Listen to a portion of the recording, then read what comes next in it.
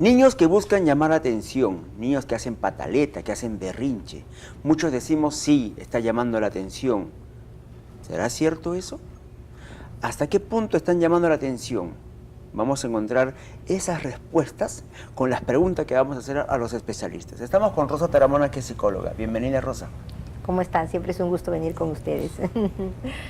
También queremos saber cuáles son los motivos por los cuales estos chicos buscan llamar la atención, cuál es el trasfondo y de repente no tanto enfocar la mirada en ellos, sino también en nosotros como padres, qué es lo que estamos haciendo. Para eso también vamos a conversarlo con Úrsula Luna Victoria, que es educadora psicomotricista y acuturier. Psicomotricista acuturier, ese sí. es el nombre. Muchísimas gracias por estar aquí. Bienvenidas. Feliz de estar acá. Bueno, ¿qué pasa con estos chicos? ¿no? Es una frase que se escucha todos los días, en cualquier parte ahora en cualquier parte en realidad, Sí. colegio, Mercados, centro comercial, supermercados, mercado, ¿no? En la sí. calle, en la vereda. O sea, vemos ese tema, escuchamos ese tema, está llamando la atención. Sí. ¿Por qué?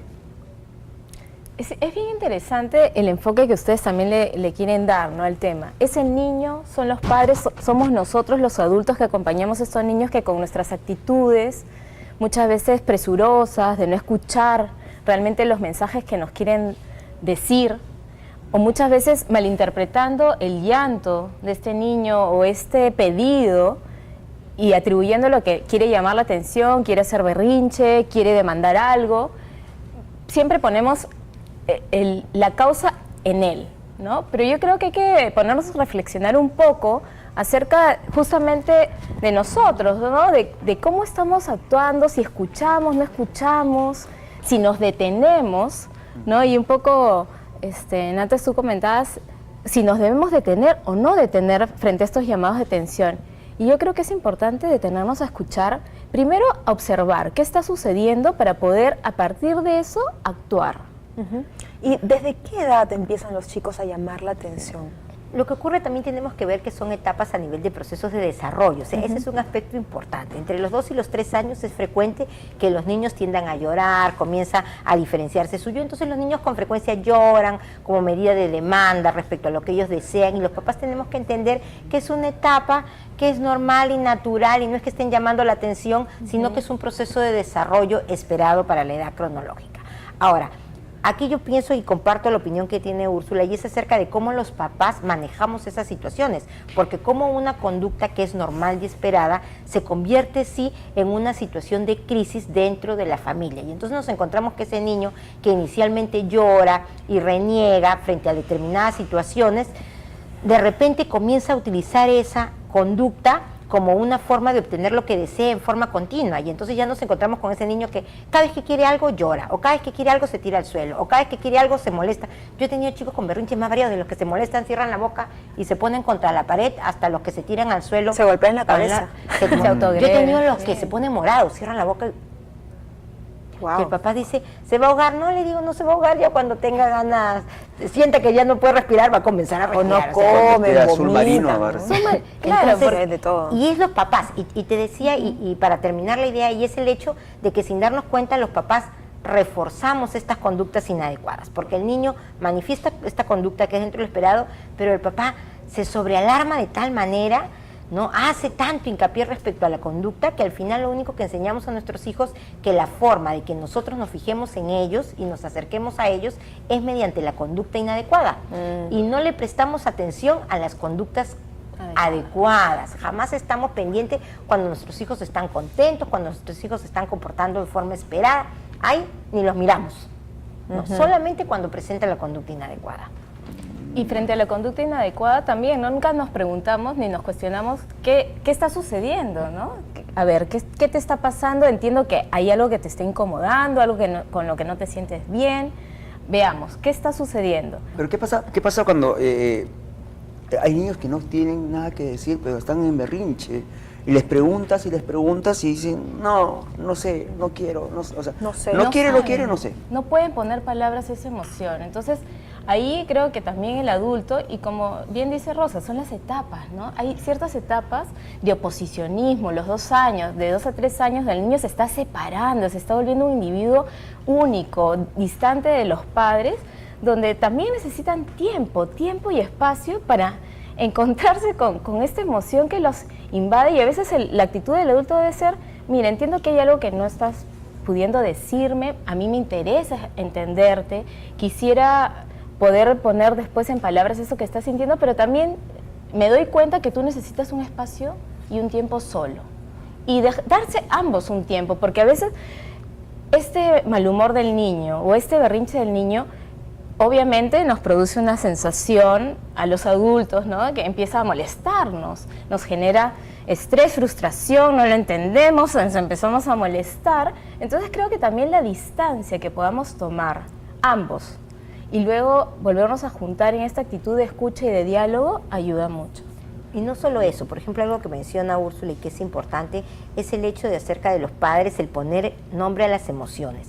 La realidad es que los papás no estamos acostumbrados a eso, solamente estamos acostumbrados a nominar y a señalar, se hace esto otro, o a ordenar. Y lamentablemente no ponemos nombre a las emociones porque nosotros mismos no somos capaces de reconocer nuestras emociones.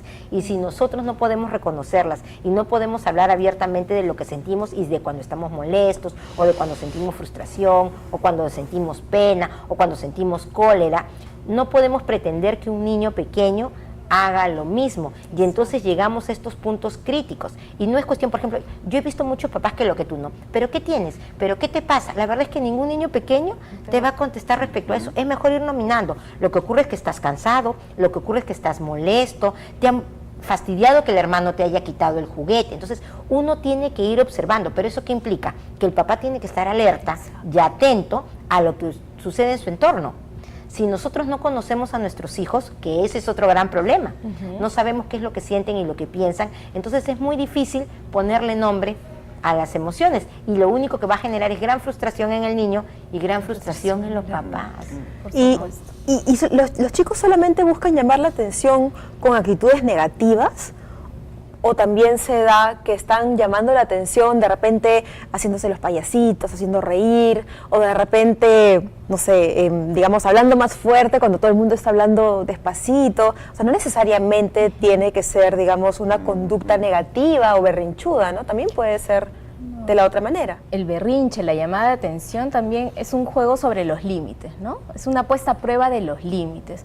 Y ahí yo creo que en estos tiempos no hay mucha claridad en los límites, ni hay mucha consistencia tampoco, ¿no? Entonces, lo que una mamá dice, el papá lo desdice, entonces el chico se siente como perdido, no sabe a quién hacerle caso, cómo hacer, en qué situación sí, en qué situación no.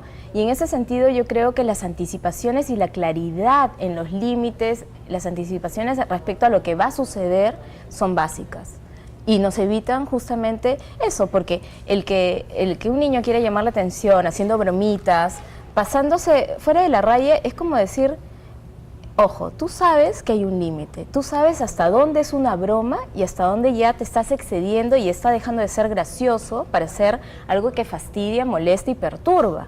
Entonces, nuevamente, como regresarlo al límite, ¿no? Hacerlo consciente y hacerlo tomar conciencia precisamente de eso, de que hay un marco para todo, que hay una regla, que nos podemos mover libremente, pero si yo voy a transgredir y voy a traspasar este marco de seguridad, digamos, ya me estoy pasando de la raya, ¿no? Ahora yo entiendo una cosa, hemos visto ya al niño, ¿no es cierto?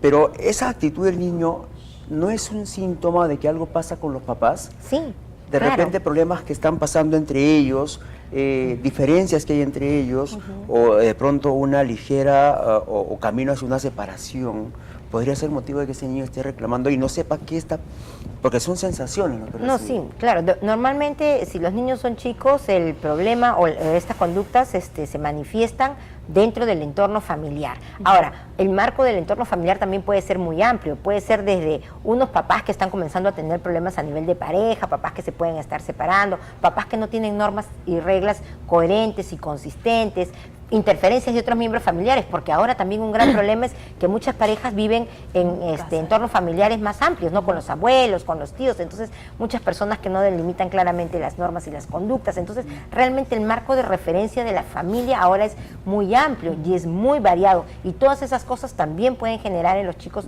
estos cambios de conducta, sobre todo si no tenían o no presentaban, ¿no? Y porque hay chicos que no han estado teniendo ningún tipo de dificultad y de repente comienzan a aparecer estas conductas. Entonces, eso de ahí puede estar condicionado, pues en muchos casos, por esa situación. En todo caso, entre todas las reacciones que hay, existen los berrinches.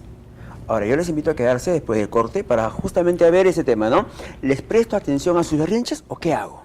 Ya volvemos.